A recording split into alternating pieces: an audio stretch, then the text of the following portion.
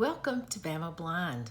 I'm Beverly, and today's video is a topic video. Today I want to talk about something that I've encountered in the past several years that has really been surprising to me, and it kind of is controversial in the blind community, the visually impaired community. If you are sighted, you probably won't understand this. If you are visually impaired or blind, you've probably talked to someone about this before. But it has to do with the fact that as a severely visually impaired person, I am constantly told, Beverly, you are an inspiration, or I am told, I was actually told by a friend of mine who is a peer. He's a little older than me, extremely highly accomplished person, very professional, and he just quietly one day told me, "You're my hero."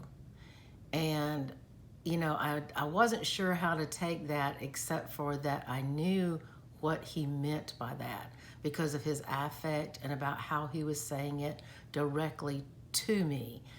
And this particular person, and he's not the only one because I get this a lot, but this particular person had seen me around my neighborhood, which those of you that watch my YouTube video know that I walk around with my guide dog Gretchen, and I live in a historic district of my town. So when I walk in my neighborhood, I'm in a residential area. I'm also in a business area, in a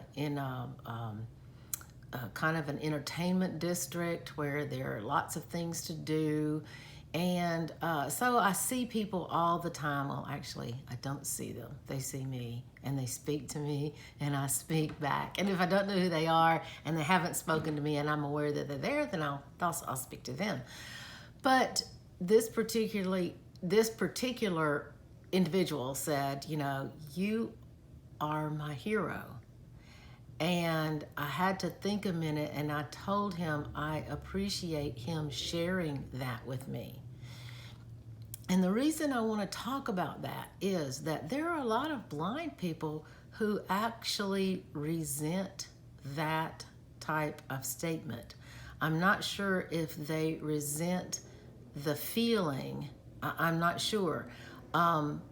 For me to tell the person I shouldn't be your hero is to deny that person's feelings. And a hero, if you break it down, is someone that you admire, someone who has showed courage or a great determination, or someone who has overcome challenges and has risen up from a position which was difficult and has accomplished things, and so they can be called a hero. They've done things that are unusually exceptional.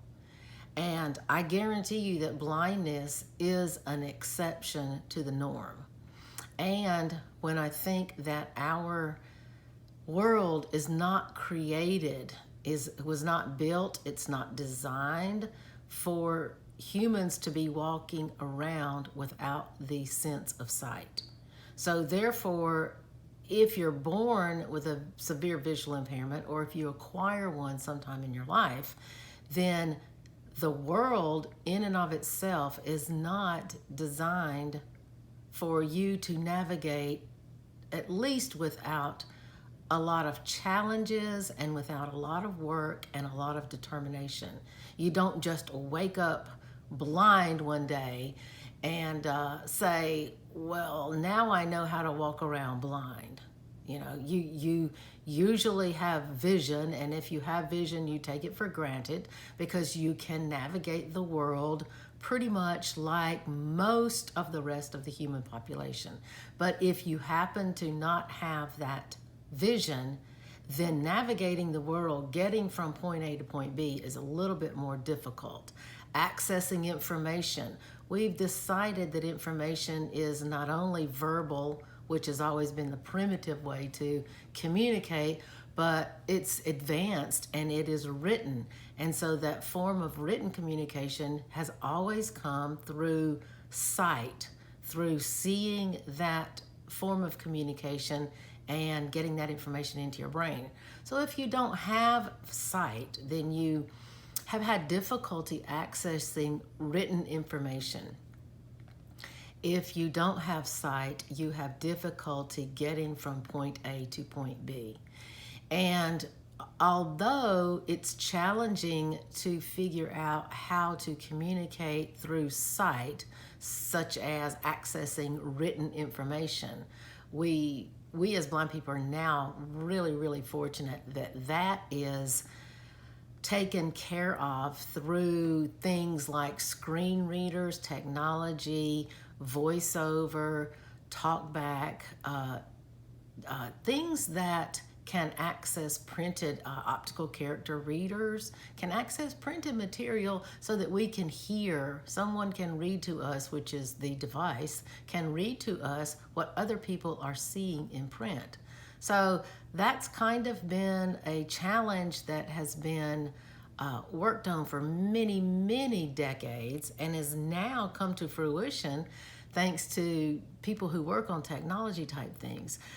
But getting from point A to point B is a little bit more difficult. And like I said, you don't just wake up blind and instantaneously have a whole different set of skills that allow you now to function in this world as a blind person.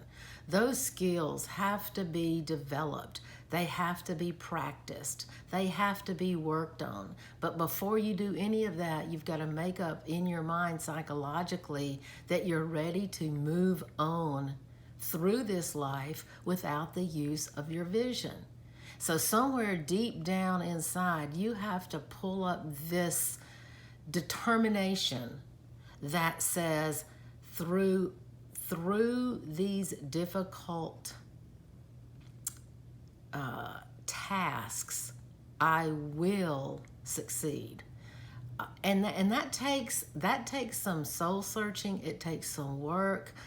For some people, it's easier than for other people. For other people, it's really difficult to get out of that psychological hole and get to the bright place that you say, okay, now I think I can put one foot in front of the other and see if I can't navigate through this world. For me, that's been a lifetime because I've been visually impaired throughout my life, and incrementally throughout my life, my vision has gotten worse and worse and worse and worse.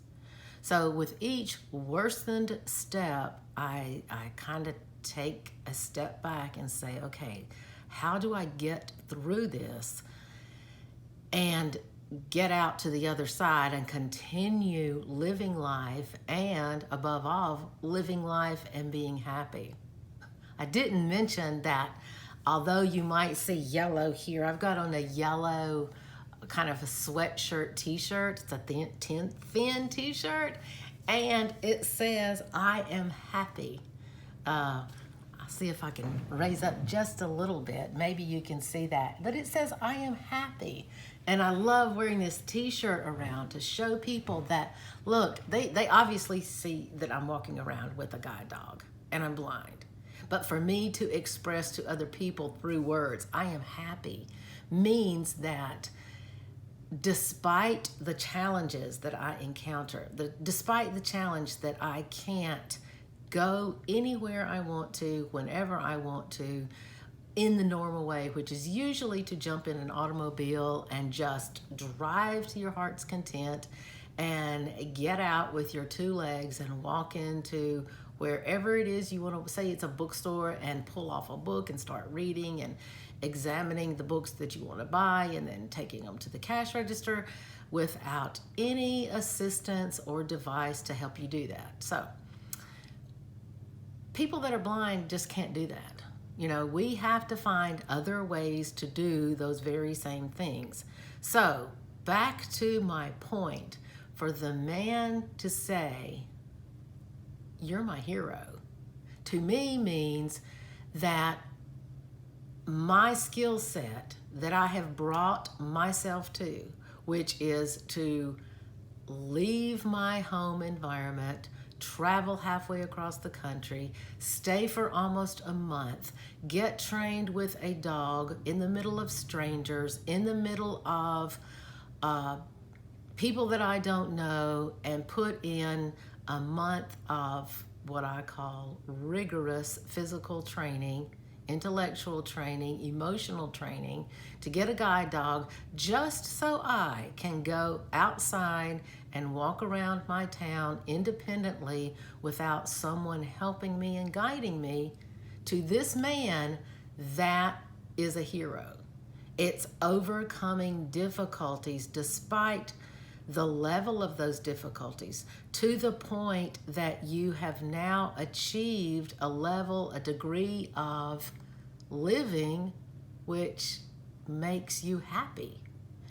I'm not unhappy. Yeah, I get down like everybody else. I get, if something frustrates me, I get frustrated about it. If something angers me, I get angry about it. It's not that I'm devoid of emotion.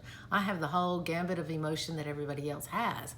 But I am happy, and my happiness has nothing to do with the fact that I have or do not have vision.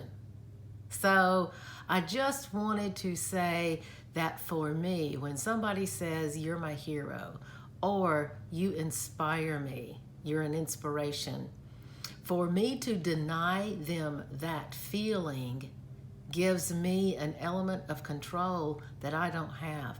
I am not in control of how other people feel.